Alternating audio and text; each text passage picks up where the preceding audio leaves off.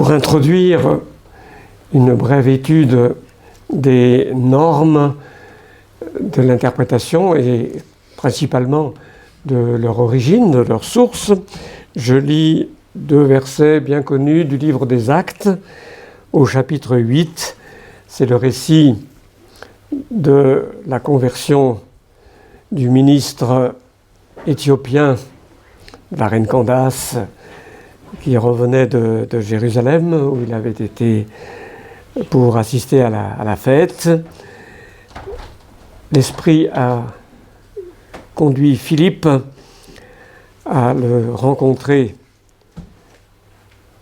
au long de la route. L'Esprit dit à Philippe, avance et rejoins ce char, le char de ce dignitaire éthiopien. Philippe accourut, verset 30, et entendit l'Éthiopien qui lisait le prophète Ésaïe. Il lui dit, comprends-tu ce que tu lis ? Il répondit, comment le pourrais-je si personne ne me guide ? Et il invita Philippe à monter s'asseoir avec lui. C'était Ésaïe 53 que lisait l'Éthiopien. Et Philippe, en commençant par cette écriture, au verset 35, a annoncé la bonne nouvelle de Jésus. C'est l'histoire que vous connaissez. Elle introduit la question qu'il nous faut traiter maintenant. Comment serons-nous justement guidés dans l'interprétation de l'Écriture sainte ? Quelles normes allons-nous suivre, s'il y en a ? Quels critères allons-nous appliquer pour déterminer si l'interprétation est la bonne ou si elle ne l'est pas ?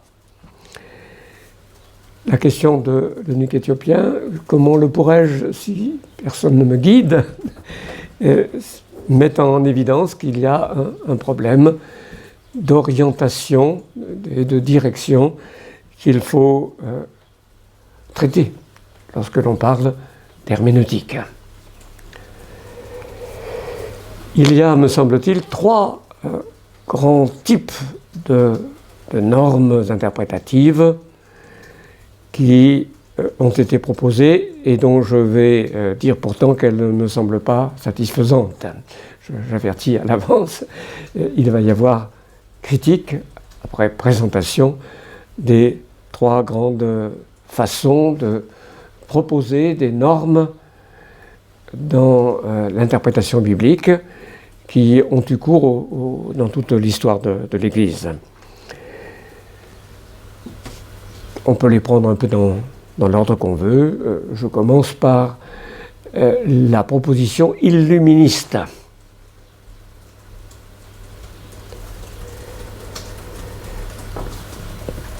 Comment serais-je guidé et pourrais-je déterminer le sens d'un texte biblique ?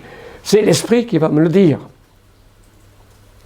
L'illumination du Saint-Esprit est conçue comme un apport révélatoire d'indications s'ajoutant au texte et permettant de savoir comment le texte doit être lu selon Dieu.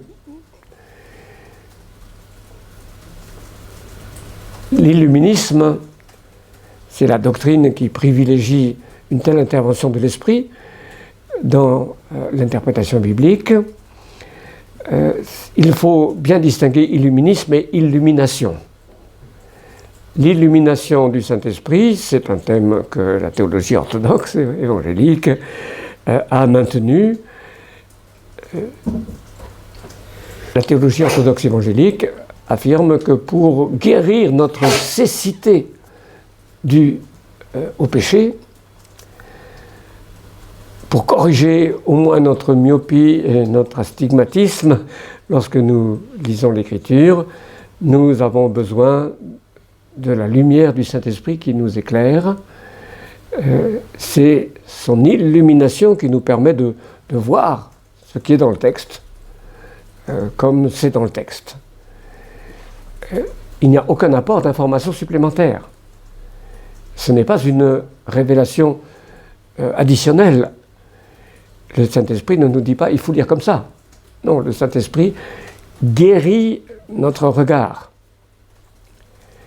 Selon l'expression qu'on trouve dans la première, dans le premier chapitre de l'Épître aux Éphésiens, Dieu illumine les yeux de notre cœur. Le cœur étant l'organe de la compréhension dans toute l'Écriture. Donc l'illumination, nous affirmons très fortement notre besoin de l'illumination, mais je désigne l'illuminisme comme une tendance associée à des thèses doctrinales qui propose une autre source de normes de lecture que la Bible elle-même, une œuvre de l'Esprit qui se surajoute à celle qu'il a accomplie en inspirant la Bible elle-même. Le plus souvent dans l'histoire, cet illuminisme s'est concrétisé par la reconnaissance d'un ministère privilégié, d'un fondateur de communauté, voire de secte. Ce n'est pas chacun des fidèles, bien que le thème en ait été développé au XVIIe siècle, chez les Quakers en particulier, une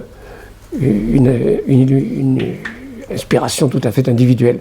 Mais en général, ça n'a pas été purement individuel, mais à partir du ministère privilégié d'un fondateur qui apparaissait un homme de Dieu très remarquable, avec un rayonnement, un magnétisme, un charisme au sens sociologique du terme, de grande autorité.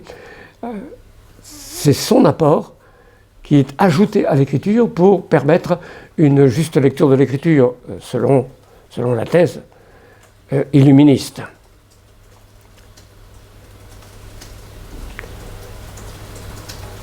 Je signale simplement un cas limite, un cas intermédiaire entre l'illuminisme tel que je le décris, un illuminisme avec une personnalité qui a reçu la clé des Écritures en quelque sorte, et puis la position orthodoxe évangélique que je tente de dessiner pour vous.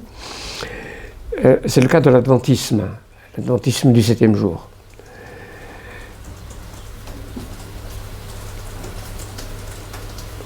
L'adventisme reconnaît l'œuvre d'une prophétesse, Mrs. White, et lui donne une grande autorité de fait dans la lecture de l'Écriture. Mais c'est un cas limite dans la mesure où, en tout cas, l'adventisme aujourd'hui, et par la bouche de représentants tout à fait autorisés, j'ai eu des échanges avec les adventistes, j'ai même été invité à parler à l'université adventiste du Salève. Donc, j'ai eu vraiment des rapports personnels. Je pense pouvoir dire qu'ils récusent toute attribution d'autorité de même rang que celui de l'écriture à Mrs. White, Ellen White. Son autorité, à leurs yeux, correspond à peu près à celle de Luther et de Calvin chez les luthériens ou les calvinistes, mais pas davantage. Alors on peut se demander ce qu'il en est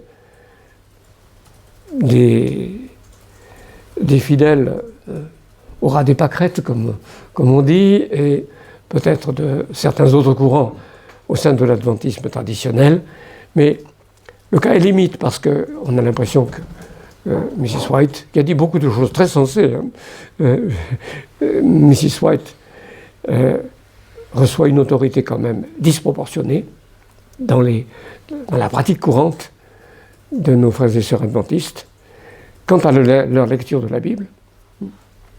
Et avec quand même, alors il n'y a pas eu que Mrs. White d'ailleurs, à ce propos, avec des doctrines que les évangéliques en général ne peuvent pas admettre sur la purification du sanctuaire céleste, des thèses d'interprétation prophétique du livre de Daniel et de l'Apocalypse en particulier, qui ne paraissent pas appuyer très sérieusement sur une exégèse ordinaire. Mais il faut dire en même temps que quant au principe des représentants patentés de l'adventisme aujourd'hui, ne valident pas la thèse illuministe. On ne peut pas les ranger dans cette catégorie.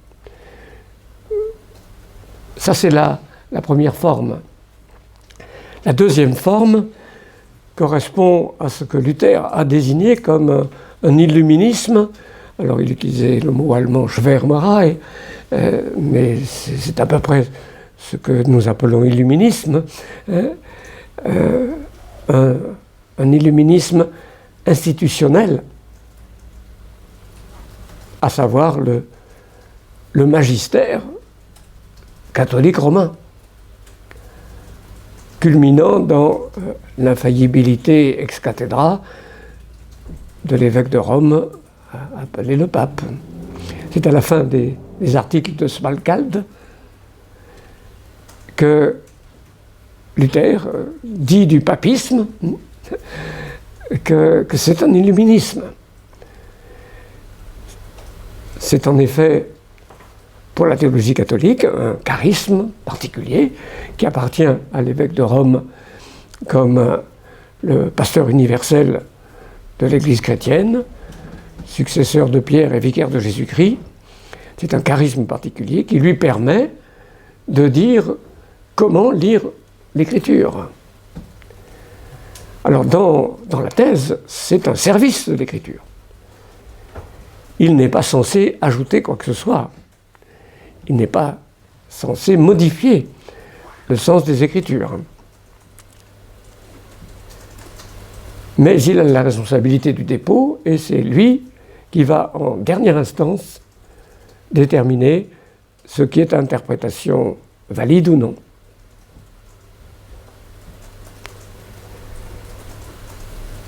Cela s'est exprimé au fil du temps. Alors, le pouvoir pontifical étant partagé par les conciles universels, les conciles écuméniques, comme ils sont appelés. Dans le fil de l'histoire, cette prérogative s'est manifestée le plus souvent par des choix d'interprétation de textes que l'on peut effectivement comprendre en tirant sans doute un peu à droite ou à gauche de façon diverse. Mais les derniers dogmes proclamés par les papes semblent bien, beaucoup d'observateurs en tout cas, jugent qu'il en est ainsi, ajouter à tout ce que le lecteur ordinaire pourrait percevoir comme possibilité d'interprétation de l'Écriture. Les derniers dogmes, en dehors de celui de l'infaillibilité pontificale lui-même, qui a été promulgué par le Concile du Vatican I, les deux derniers dogmes promulgués par des papes sont l'Immaculée Conception et l'Assomption de Marie. Dans les deux cas, il paraît vraiment impossible, et on a des textes officiels qui vont presque jusqu'à l'admettre. Dans le catholicisme, il est pratiquement impossible de trouver dans l'Écriture quelque chose qui permette d'affirmer cette Immaculée Conception, contre laquelle, je le rappelle, Thomas d'Aquin lui-même s'élevait. Thomas d'Aquin, contre ce qui a été la position majoritaire après lui, en tout cas, ne souscrivait pas à l'Immaculée Conception. Il admettait une purification entière de Marie déjà dans le sein de sa mère. Ce n'était pas très longtemps que Marie était considérée comme atteinte par le péché originel. Mais il luttait contre l'Immaculée Conception. Duns Scott, à la génération d'après, le grand critique de Thomas d'Aquin, lui au contraire a œuvré en faveur de la doctrine, mais elle n'a été promulguée comme dogme qu'en 1854. Et le seul fait que Thomas d'Aquin ne l'ait pas trouvé dans l'Écriture est déjà, je pense pour un catholique, le signe que ça n'a rien de si évident dans l'Écriture elle-même. Et le dogme de l'Assomption de Marie, bien que rédigé dans un langage assez ambigu, il n'est pas si durci, si carré, comme on aurait pu le croire. Donc, promulgué en 1950 par Pie XII, ce dogme, lui aussi, est établi sur une tradition chrétienne ancienne et non sur des textes bibliques formellement invoqués. Donc, nous avons cette deuxième forme qui est associée au rôle de la tradition. Je pense que désigner le magistère comme la source des normes en dernière instance dans le catholicisme, c'est plus exact de parler de la tradition, en tout cas c'est plus éclairant, parce que ce qui vaut comme tradition, c'est précisément le magistère qui le détermine. La tradition elle-même a été assez diverse. Il y a eu des thèses antagonistes qui s'y sont manifestées, et c'est d'ailleurs ce que Abélard, au XIIe siècle, avait mis en relief. Son ouvrage Sic et non, oui et non, propose des citations des pères de l'Église essentiellement, et de quelques autres textes qui se contredisent à propos de l'interprétation de la foi. Donc, ce qui vaut comme tradition, c'est ce que le magistère de l'Église considère comme tel. Et il y a d'ailleurs eu une formule fameuse que Pie X semble avoir déclarée au Concile de Vatican I. Attendez, non, c'est Pie IX. Un peu agacé par des débats qui correspondaient à des réticences par rapport à l'affirmation de l'infaillibilité pontificale, Pie IX a dit, paraît-il, « La tradition, c'est moi !» Comme Louis XIV a dit « L'État, c'est moi !» La tradition, c'est moi. Ce qui correspond à ce rôle définisseur du magistère à cet égard. Donc c'est la deuxième grande voie, source de normes, le magistère ecclésiastique, qui utilise la tradition. Et puis la troisième forme, alors, c'est la forme qui est la plus répandue dans le protestantisme, c'est celle du jugement individuel, disons du jugement humain, individuel, mais aussi collectif. Là, de toute façon, les individus sont membres les uns des autres. C'est une vérité déjà créationnelle. Et les opinions que nous entretenons chacun sont très largement déterminées par ce que notre entourage, le groupe dont nous faisons partie, a influencé. Donc, c'est le jugement humain qui est considéré comme l'instance capable de déterminer la juste interprétation de l'écriture, et dans le libéralisme en particulier, ce qu'on peut retenir et ce qu'on ne peut pas retenir. Mais vous avez donc cette affirmation, souvent le mot de science est proclamé, au temps moderne en tout cas, c'est l'autorité scientifique qui est invoquée en faveur ou au contraire en défaveur de telle ou telle interprétation des Écritures.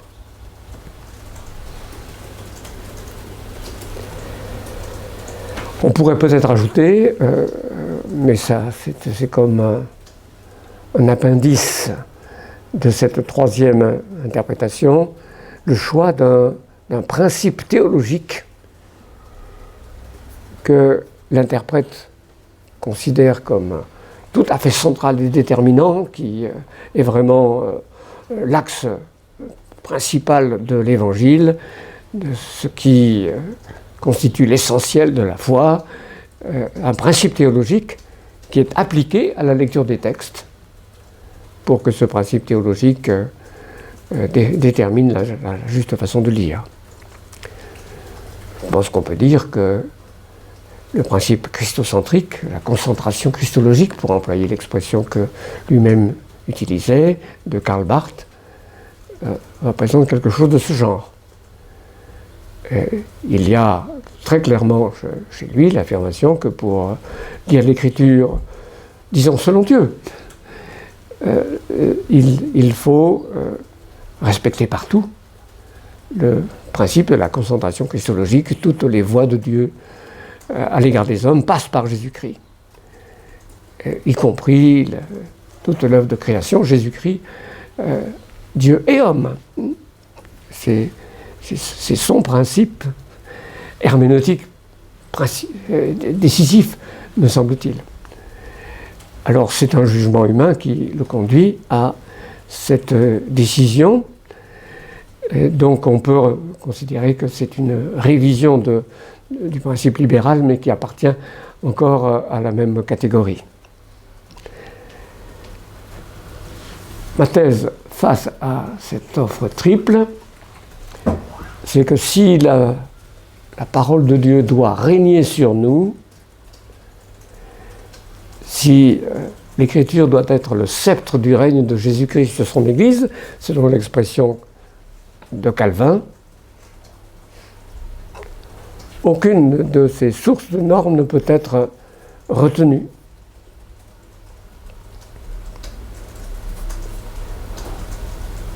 Oui, bien sûr, notre jugement humain fonctionnera dans l'opération. Bien sûr, nous tiendrons compte de la tradition et nous prierons le Saint-Esprit, nous y reviendrons, pour qu'il nous guide, mais ce n'est pas là la source des normes qui vont nous permettre de travailler de manière rigoureuse dans notre interprétation des Écritures.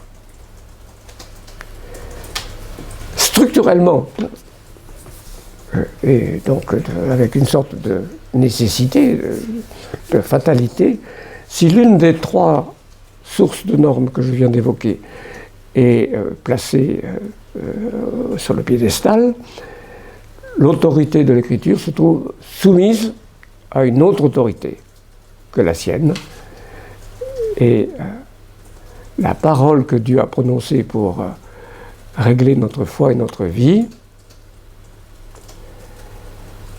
est privée de son autorité ultime et absolue.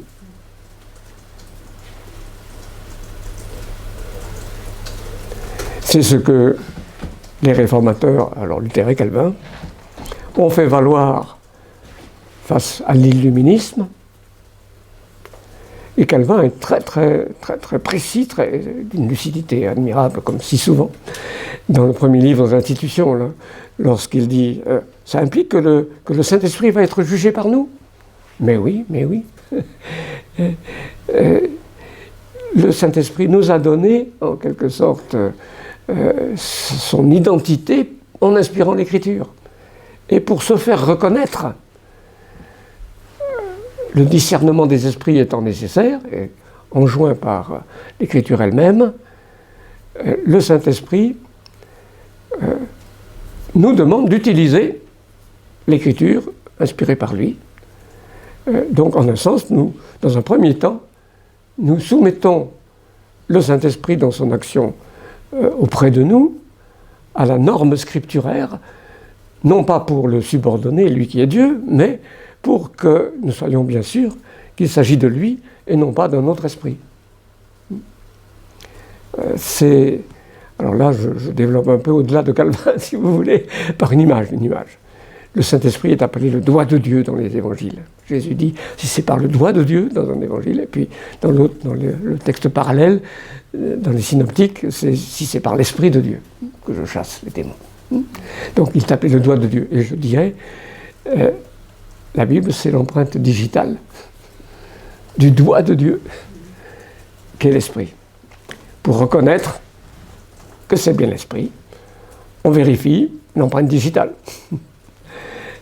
C'est comme cela que l'exhortation à éprouver les esprits, avec la norme, celui qui nous écoute est de Dieu, celui qui ne nous écoute pas n'est pas de Dieu. Première de Jean.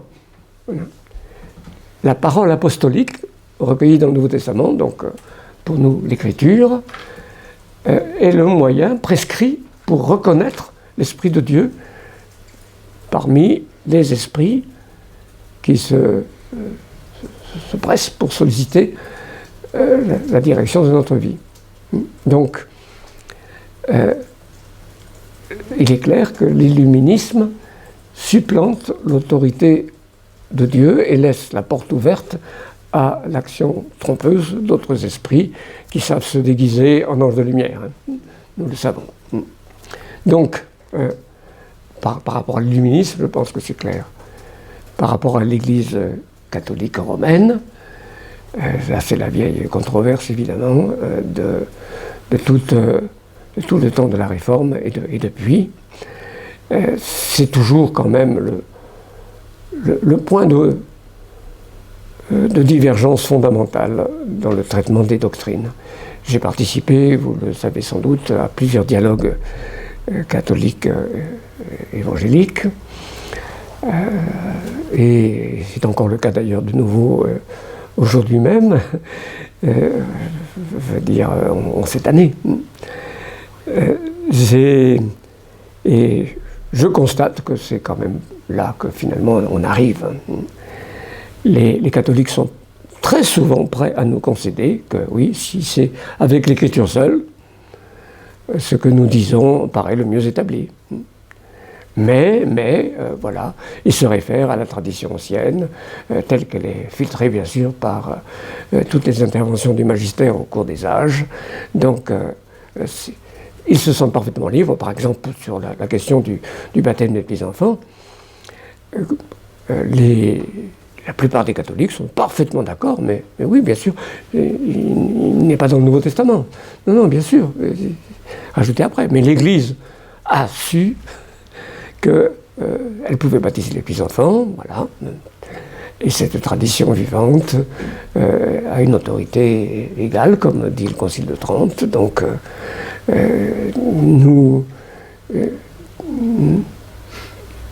ils n'acceptent pas le principe sola scriptura, et donc nos arguments n'ont finalement pas d'effet.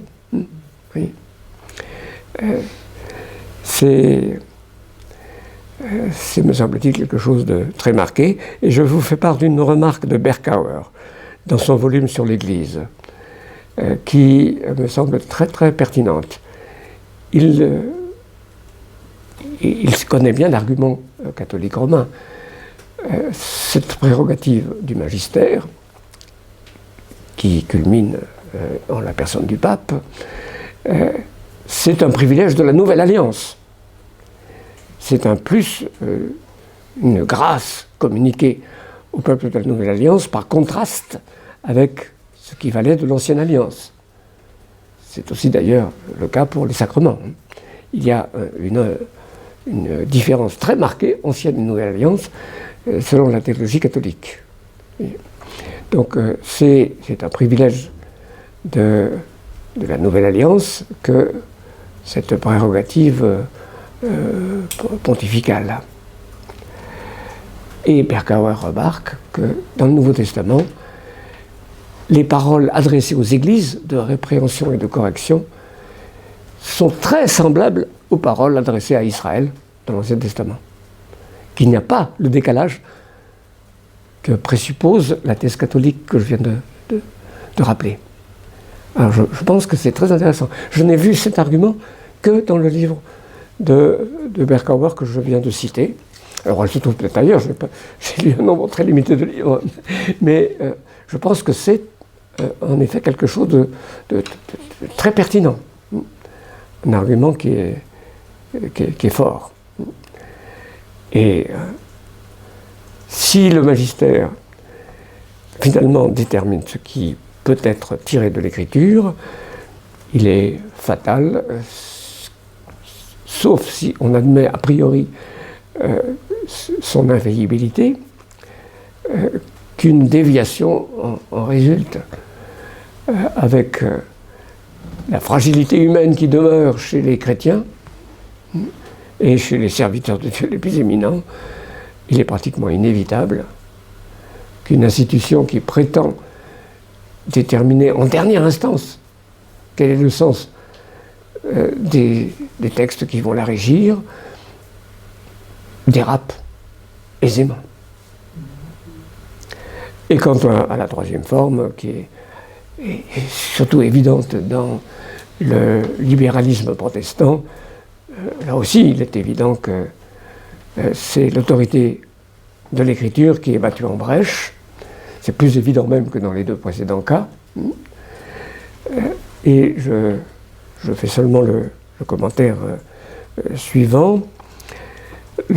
La prétention à la scientificité, qui a une très forte influence sur l'opinion publique dans les églises, qu'on pourrait appeler l'opinion publique dans les églises, nous ne pouvons la combattre, me semble-t-il, qu'en admettant qu'il n'y a pas de raison autonome, de méthode scientifique qui soit neutre, qu'il y a toujours des présupposés qui jouent.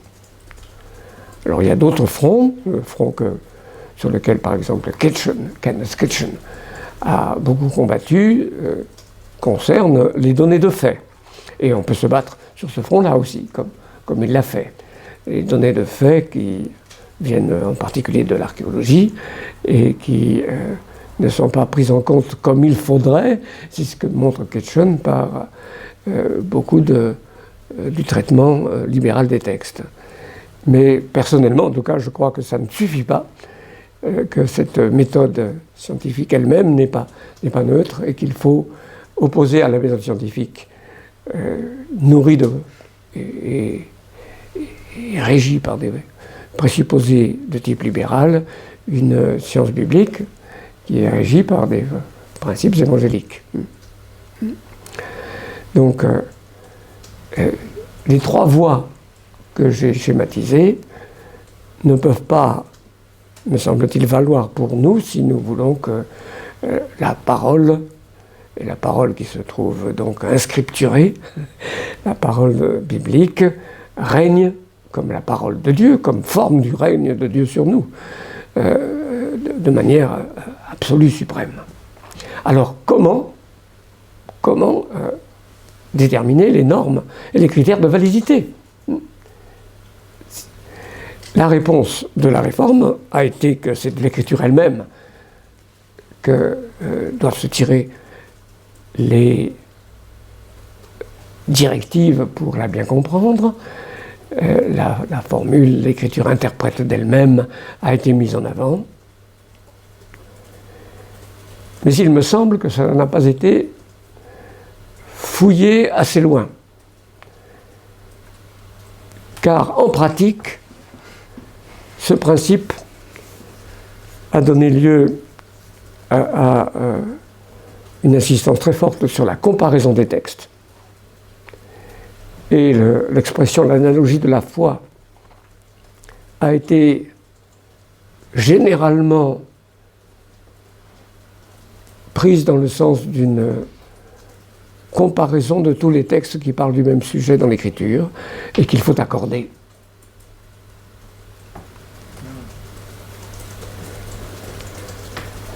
Ce n'est pas le seul sens. J'ai un de mes premiers textes, en tout cas un texte ancien, non, c'est pas le premier, mais un texte ancien qui est des années 80, donc qui correspondait à une étude proposée à Édimbourg, mais qui a été traduite en français et publiée par Rockma, je crois.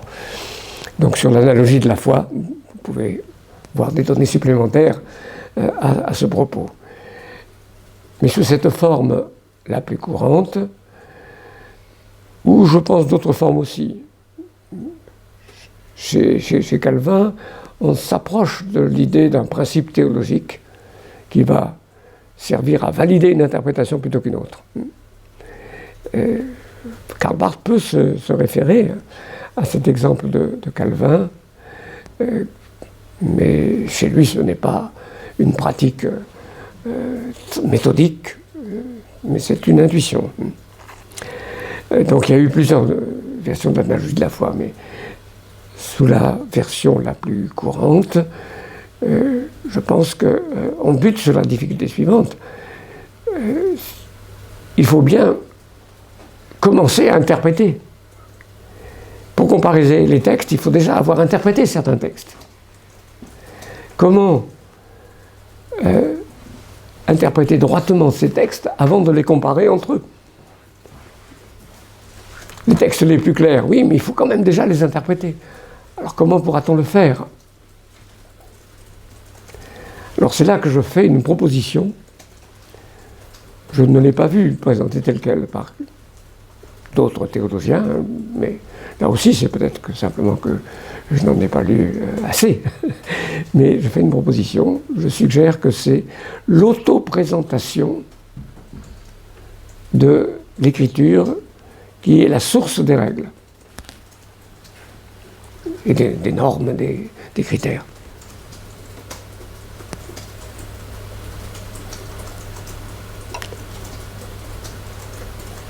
Je mets en œuvre le schéma que j'ai évoqué tout à l'heure. La première norme, c'est l'auteur d'un énoncé qui la communique par sa manière même de saisir le langage, de se proposer. Il choisit un niveau de langage, il choisit une langue déjà. Il y a un exemple très très amusant qui se trouve, je crois, chez Ferdinand de Saussure, le grand linguiste. I vitelli dei Romani sono belli. I vitelli dei Romani sono belli. Si c'est de l'italien, ça veut dire les veaux des Romains sont beaux. I vitelli dei Romani sono belli. Mais si c'est du latin, ça peut être du latin.